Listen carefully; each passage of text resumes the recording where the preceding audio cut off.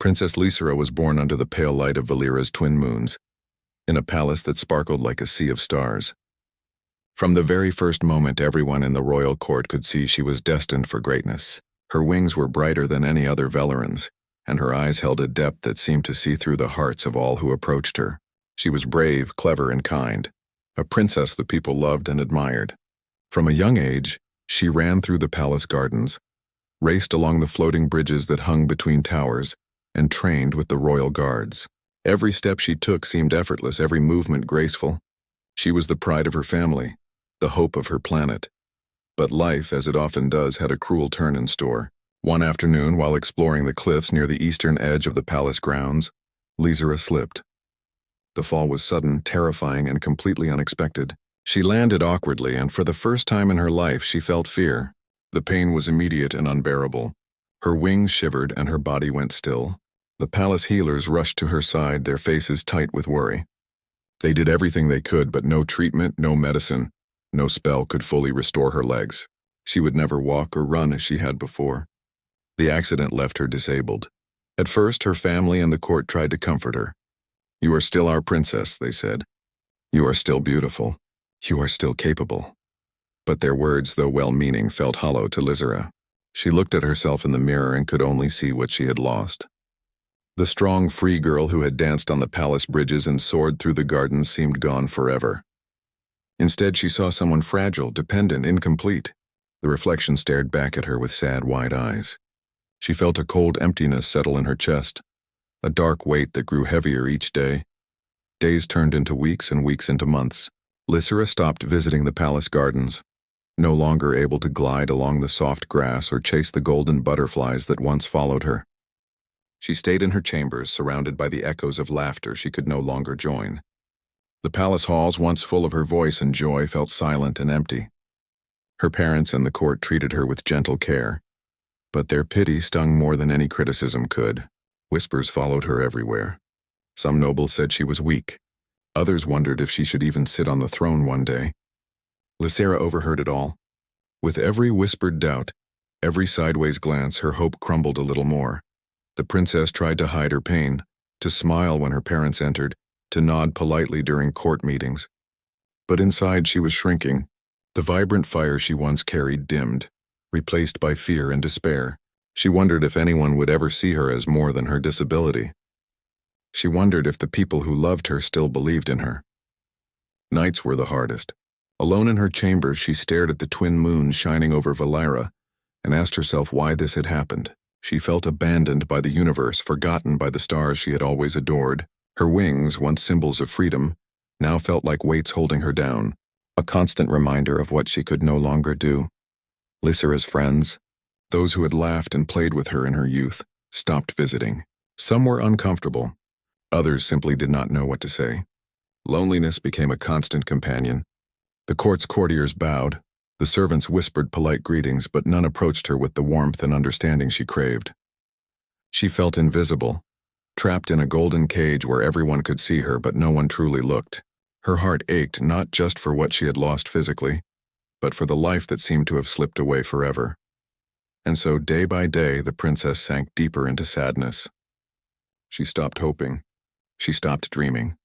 She became a shadow of her former self, gliding silently in her wheelchair through halls that echoed with memories of joy.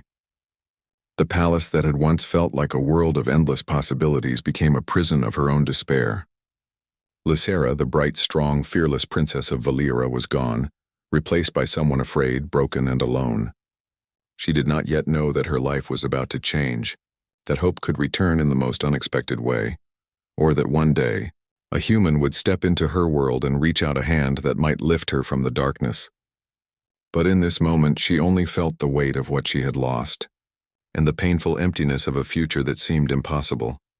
The quiet of the palace had become so familiar to Princess Lysera that the sound of a new presence startled her more than she expected. One morning, a transport ship landed in the palace courtyard, its metal hull gleaming under Valera's twin suns. The palace guards, usually stoic and disciplined, moved with unusual energy. Rumors had spread that a human ambassador had come from a distant planet called Earth. Humans were rare in the galaxy, and most Valerans regarded them with curiosity mixed with caution. No one expected much from them, yet, somehow, this human carried an aura that made the air feel different. When Jonah stepped out of the ship, he looked around with wide eyes, absorbing the towering palace, the sparkling gardens, and the alien sky. He seemed small compared to the grandeur of Valira, yet there was a quiet confidence in the way he held himself. He was tall and lean, with dark hair that fell slightly over his forehead, and eyes that held a kind, steady warmth. There was nothing flashy about him, no royal jewels, no intricate garments, but somehow he had a presence that made people notice him. Lysera, peeking from the balcony of her chambers, felt a strange curiosity stir in her heart. She had not felt curiosity in months, not since the accident that had stolen her freedom. When Jonah was formally introduced, he bowed politely, but his gaze did not waver. He looked directly at Lysera, even when others tried to direct him elsewhere. "Your Highness," he said, his voice gentle but firm. "I am honored to meet you." Lysera's pulse quickened. No one had called her that with such respect in a long time. Most people in the court either avoided her or treated her as fragile. Yet Jonah spoke to her as if she were a whole person, capable of thought, strength, and dignity. She blinked, unsure how to respond. Over the next few days, Jonah visited the palace gardens where Lysera often stayed, silently watching the world she could no longer explore freely. At first, she stayed hidden behind tall, silver-leafed trees, unsure if she wanted to be seen. But Jonah's presence was gentle and non-intrusive. He did not crowd her, did not ask questions too personal, and did not flinch when he saw her wheelchair or the way her wings drooped. He simply walked beside her, sometimes speaking about distant worlds he had visited, sometimes simply sitting quietly, sharing the warmth of human attention without expectation. Lysera found herself talking to him, almost without realizing it. She told him about her childhood, the games she used to play, the flying lessons she loved, and even the accident that had changed her life forever. Jonah listened, truly listened, with patience and care. He never pitied her. He never said, "I am sorry." Instead, he said things like, "I see your strength, even if you cannot see it yourself. And the world still has room for you, even if it feels like it is closed." His words were simple, but they carried a weight that penetrated the fortress of sadness Lysera had built around herself. At first, Lysera resisted hope. She had learned the hard way that hope could be dangerous. It raised expectations that the world often crushed. But Jonah's presence was different. He never asked her to be someone she was not. He never judged. He offered only understanding and quiet encouragement. Slowly, something fragile began to bloom in her chest, a small, hesitant spark of hope. She realized she had not laughed in weeks, maybe months, and yet she found herself smiling at one of his stories about Earth, a planet full of simple human joys that Lysera had never known. One evening, as the twin moons rose and painted the palace gardens in soft silver light, Lysera spoke words she had not dared to say to anyone in years. "I am weak," she whispered, her voice trembling. "I am not strong like the other rulers of Valira. I cannot fight. I cannot walk. I am broken."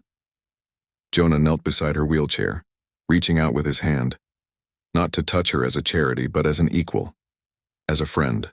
"Being strong," he said softly, "is not only about what you can do with your body. True strength is about facing pain, facing fear, and still moving forward. You have that strength inside you, Princess. I see it." Lysera looked at his hand, then into his eyes. For the first time in many months, she felt seen, not for her disability, not for her title, but for herself. She felt a warmth she had thought lost forever, a connection that promised that maybe, just maybe, life could be more than the shadow of her despair. The human ambassador from a distant world had not come to save her kingdom, nor to impress her court. He had come to see her, truly see her, and that small act of recognition, that simple offer of attention and understanding, was enough to make Lysera's heart stir with a faint but growing hope. Days passed, and Princess Lysera found herself thinking about Jonah more often than she expected. At first, she told herself it was curiosity, a fleeting interest in the human who dared to see her beyond her wheelchair and wings. But slowly, she realized it was more than curiosity. He made her feel alive again, as if the light inside her, long dimmed by despair, was flickering back to life. Each morning, Jonah came to the palace gardens. He did not arrive with fanfare or expectation. He simply came, carrying a small notebook filled with sketches of Earth's landscapes, simple inventions, and drawings of humans and animals. He shared stories of oceans so vast that no Valyrian sky could contain them, and mountains that stretched beyond the horizon. Lysera listened, wide-eyed and silent at first, her imagination stretching beyond the limits of her body. She had dreamed of exploring the galaxy before her accident, but now she traveled through Jonah's words. She felt for the first time in months a thrill of curiosity and wonder. One afternoon, Jonah noticed Lysera staring at a small fountain in the garden, her fingers tracing the patterns of water as it fell. "Do you miss it?" he asked softly. She looked up, startled that he could see her inner thoughts. I miss everything," she admitted. "I miss running through these gardens. I miss the wind beneath my wings. I miss feeling free." Jonah nodded as if he understood completely. "You will have freedom again," he said, not in promises but in gentle assurance. "It may not be the same as before, but there is more to life than walking or flying.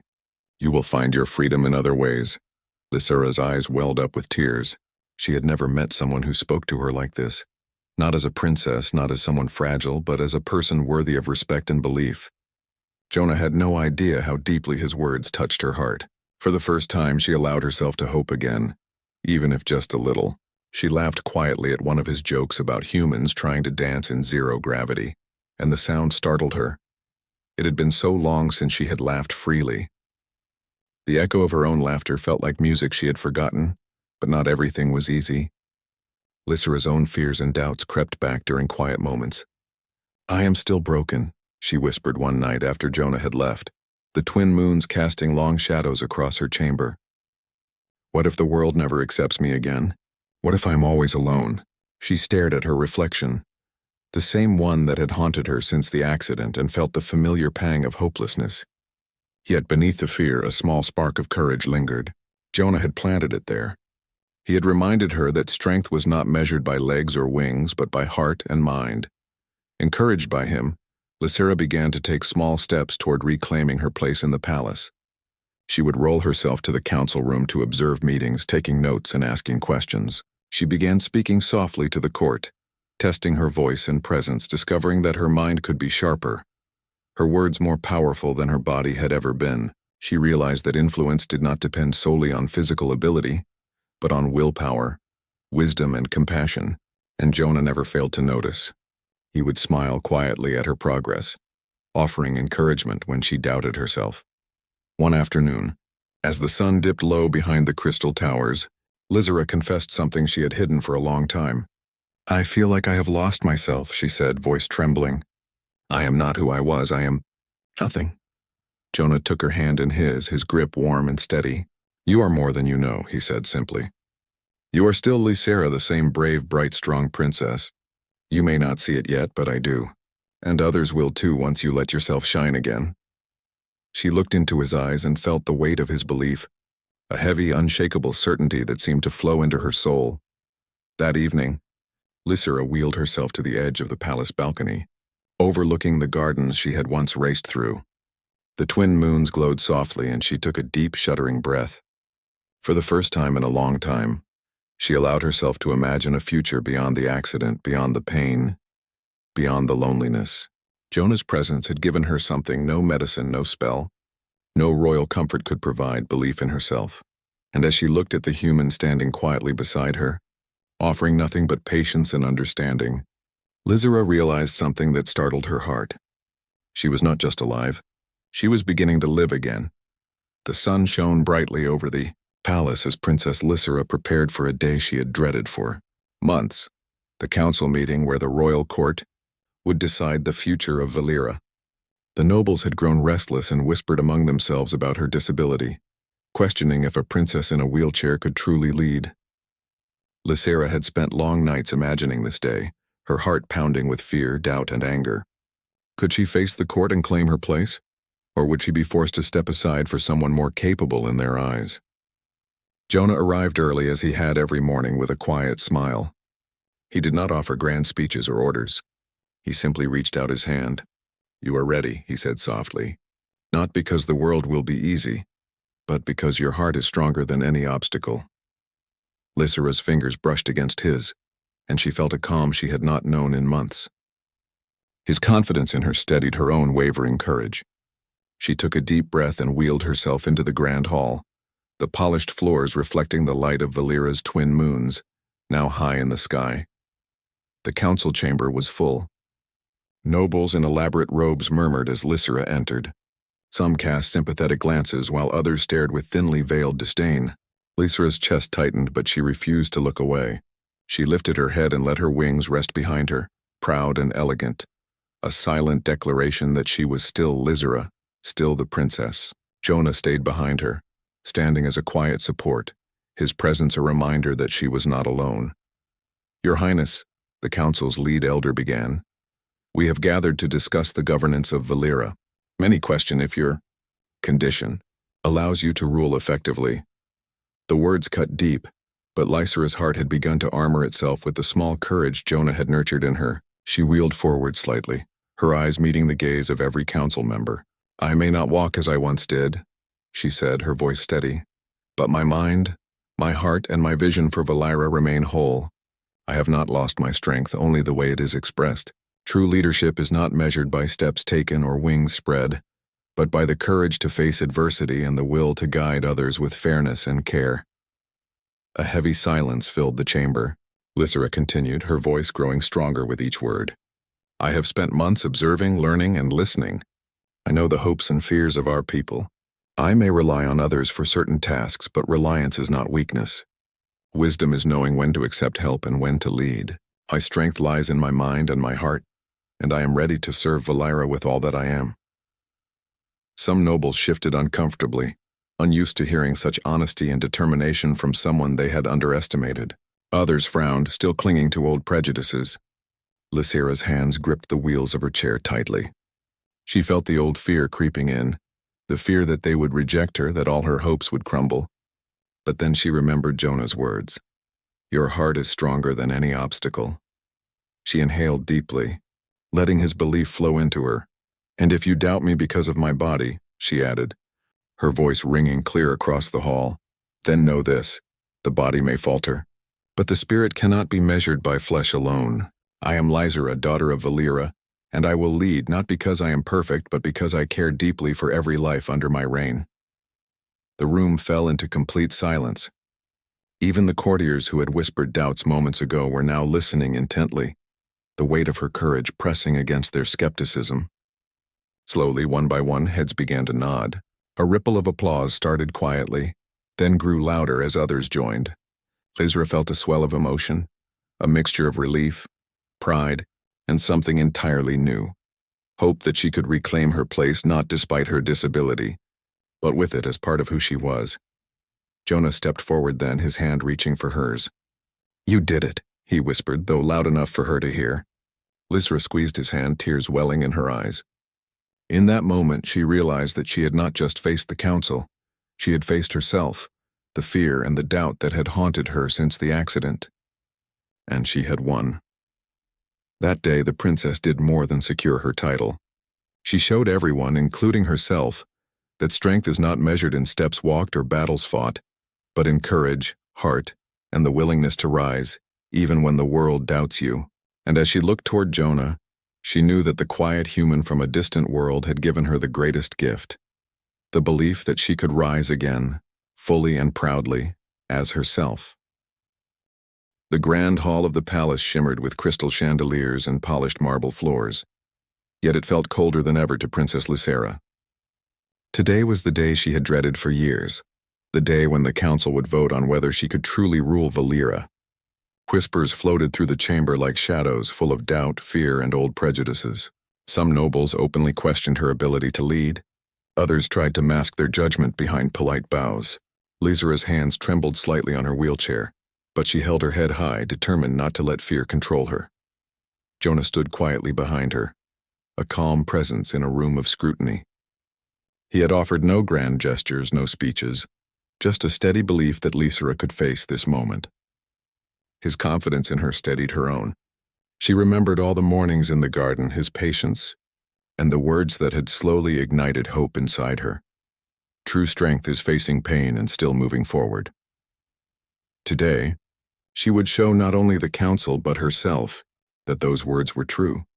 The lead elder of the council, A stern Valyrian with silver-threaded robes began the proceedings.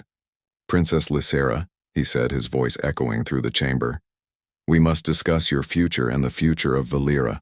Many believe that your condition may hinder your ability to govern effectively. Speak now, if you will." The eyes of every noble turned toward her. The weight of judgment pressed on her chest, but she refused to shrink from it. Lysera took a slow, deep breath. Her voice, at first soft, grew steady as she spoke. "I may not walk as I once did," she said, "but I have spent months learning, observing, and listening. I know the hopes and fears of our people. My body may have limits, but my mind, heart, and vision have no bounds. Leadership is not measured by steps taken, but by the courage to rise when all odds seem against you." A murmur ran through the council, some surprised by her clarity, some skeptical. Lysera continued, her voice gaining strength. "I will not rule because I am perfect. I will rule because I care, because I understand, and because I am willing to face the challenges that come.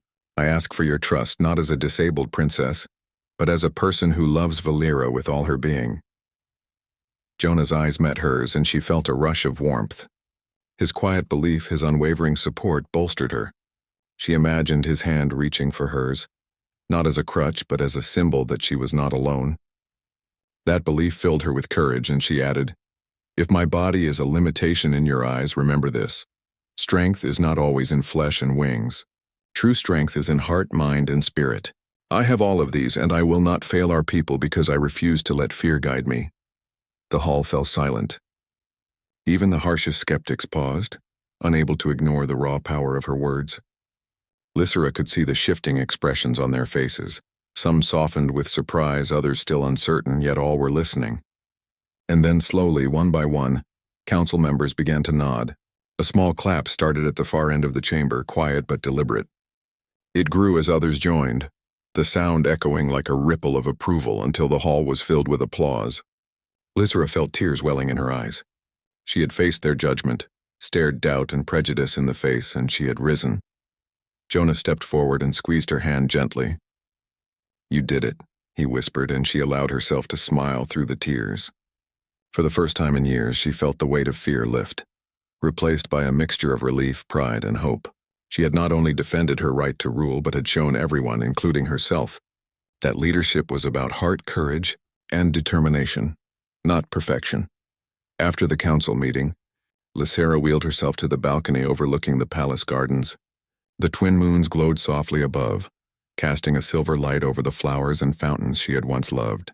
She felt a new energy stirring inside her, a belief that life was not over, that her accident did not define her, and that her future was hers to shape. Jonah stood quietly beside her, offering nothing but his presence, but it was enough. That evening, Princess Lysera realized something profound. She was no longer the frightened, hopeless girl she had been after her accident. She was rising, not just as a ruler of Valyria, but as a woman who had found her strength in unexpected ways. In that quiet moment, with the stars above and the support of a human who believed in her, Lysera whispered to herself, "I am still here, and I am strong." The days after the council meeting were filled with a new energy. Princess Lysera moved through the palace with a quiet confidence she had not felt in years. The court's whispers had not disappeared entirely, but their tone had changed. There was respect now, and curiosity, and a sense that the princess who had once seemed broken was not only present, but alive in a way that could not be ignored. Yet, even with the court's shifting opinion, Lysera knew that the most important support had not come from the nobles or advisors. It had come from Jonah, the human who had quietly entered her life and changed it forever. Jonah continued his visits, never arriving with demands or expectations, but always with patience and kindness. He brought small gifts, books from Earth, illustrations of strange creatures and places, and tools that might help her adapt to the world in ways she had never imagined. More than anything, he brought belief, a belief in her strength, in her courage, in her ability to rise above despair. Lysera often found herself thinking of him not just as a friend, but as someone who saw her when no one else had. His presence reminded her that hope was not lost, that life could still hold beauty even after tragedy. One quiet evening, they sat together in the palace gardens, the twin moons casting a gentle silver glow over the flowers. Lysera's hands rested lightly on the wheels of her chair, her mind drifting through memories of the accident, the months of loneliness, and the dark nights filled with doubt. Jonah watched her with quiet attention. "You have come so far," he said softly. "You have faced fear, doubt, and judgment. You have chosen to rise even when it was hard. That takes more courage than most can imagine." Lysera looked at him, her eyes shimmering with unshed tears. "I don't feel strong," she admitted. "I still feel broken even after all this." Jonah shook his head gently. "You are not broken. You are human in your way and Velarin in yours. You have learned to turn what others see as weakness into strength. That is not weakness, it is extraordinary courage." His hand reached out again, not to fix her, not to lead her, but simply to be there. Lysera hesitated, then placed her hand in his. The warmth of his touch felt like sunlight breaking through years of winter. "You reminded me that strength isn't always seen," she whispered. "Sometimes it is felt, sometimes it is believed in by someone else before I can believe it in myself." Jonah smiled, squeezing her hand gently. "That's the gift of connection," he said. "Someone else's belief can help you see what you have inside. You are stronger than you know. And you will continue to grow one step at a time, even if those steps are not what others expect." For the first time in months, Lysera laughed. A soft, free laugh that echoed across the gardens. The sound startled her at first, then filled her with a sense of relief and joy. She realized that Jonah's presence had given her more than companionship. He had given her the gift of perspective, the courage to see herself differently, the bravery to embrace hope. She no longer felt the crushing weight of despair pressing on her chest. Instead, she felt a lightness, a sense that life could be more than survival. It could be beautiful. Over the next weeks, Lysera's confidence grew.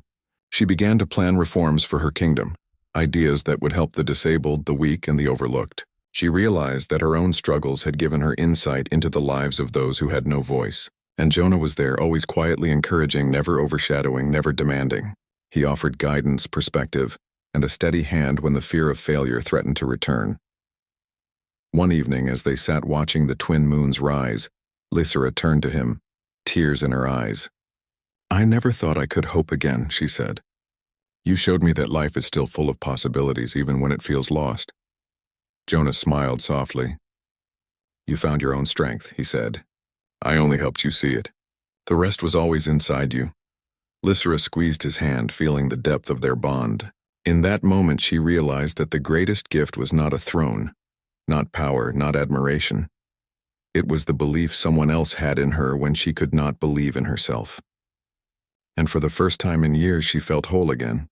She was ready to lead, to rise, and to embrace the future. That night, under the soft glow of the moons, Lysera whispered a promise to herself. She would never let fear define her again. She would be a ruler who inspired hope, a princess who proved that true strength came from heart, courage, and the connections that lift us when we cannot rise alone. And she knew, as she held Jonah's hand, that she would never walk or face the world alone again. Years passed in the Vieira forest, and the seasons moved with quiet grace. The twin moons rose and set, casting silver light over the violet trees, and the wind whispered through the leaves like a soft song. Ethan had grown strong and wise, his human form now fully at home among the Aeshira. He walked through the village with ease, greeted by children who ran to him laughing and elders who smiled at his steady presence. The forest had changed him, and he had changed the forest. He had repaired tools, built shelters, and taught the Aeshira new ways to protect their home. He had shared the knowledge of his world, blending it with the ancient wisdom of the tribe.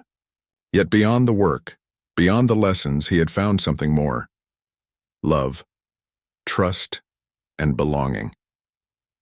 Yalara often walked beside him, their hands brushing as they moved through the glowing undergrowth. She had been with him from the first days of his recovery, guiding him, teaching him, and slowly becoming a part of his heart. Together they explored hidden rivers, learned the secret songs of the forest, and sat beneath the tallest trees watching the stars flicker above. One evening, as the soft glow of firefruit lamps lit the village, Ethan looked at Yalara and smiled. "I never thought I would belong anywhere," he said quietly. "I thought I would always drift alone through the stars, but this is home." Yalara smiled back, her golden eyes reflecting the light. "Home is not always where you are born, Ethan. It is where you are needed, where your heart finds peace. You have found your place here, and we have found you. The forest accepted you, as did we. Ethan nodded, feeling a warmth in his chest that he had never known before. He had been afraid, uncertain, a stranger in an alien world. Yet the forest, the tribe, and Yalara had welcomed him with patience and trust. He had learned that belonging was not about blood or origin. It was about courage, kindness, and the choice to love and protect those who trusted you. Years turned into decades. Children of the tribe grew up under his guidance, calling him the Sky Man, because he had come from the stars and stayed in their forest. His laughter echoed through the trees, mingling with the songs of the rivers and the wind in the leaves. The Ashira had come to see him not as a stranger, but as part of their tribe, a bridge between worlds. One day, as Ethan and Yalara sat beneath the tallest tree in the forest, the one that bloomed with radiant light once every year, he reflected on the journey that had brought him here.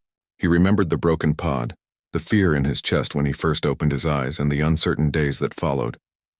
He remembered the whispers of doubt from the tribe, the lessons he learned from Yalara, and the small acts of courage that had earned him their trust. "I never imagined life could be like this," he said softly. "I was lost, and now I am found." Yalara leaned against him, her voice gentle. "You were always brave, Ethan. It just took a forest and a tribe to show you how to be fully seen." Time flowed gently, and eventually, the day came when Ethan's life ended, as all lives do. The Ashira mourned him deeply, remembering not just the human who had come from the stars, but the one who had given his heart entirely to their forest. They buried him beneath the tallest tree, the one that had been a silent witness to his choice, his love, and his courage. When the tree bloomed that year, the forest glowed brighter than ever. The petals shimmered with soft light, reflecting the life of the human who had chosen to stay, who had become part of their world. Children ran to see the blossoms, elders whispered stories of Ethan's deeds, and Yalara touched the glowing petals, tears shining in her eyes. "He came from the stars," she said softly, "but his heart stayed with us." And in that moment, the Ashira understood something profound. Sometimes the most alien thing is not what comes from the stars, but what comes from the heart. Courage, kindness, and love could bridge worlds, create bonds that defy fear and turn a stranger into family. Ethan's story became legend in the forest, a tale whispered to every child, sung in songs, and remembered with each passing season. The human who had arrived lost and broken had found his purpose, his home, and had left a mark on the tribe that would never fade. The forest stood silent and proud, as if acknowledging him, and the light of the glowing tree pulsed gently in the night, a reminder that even among alien worlds humanity could shine brighter than the stars.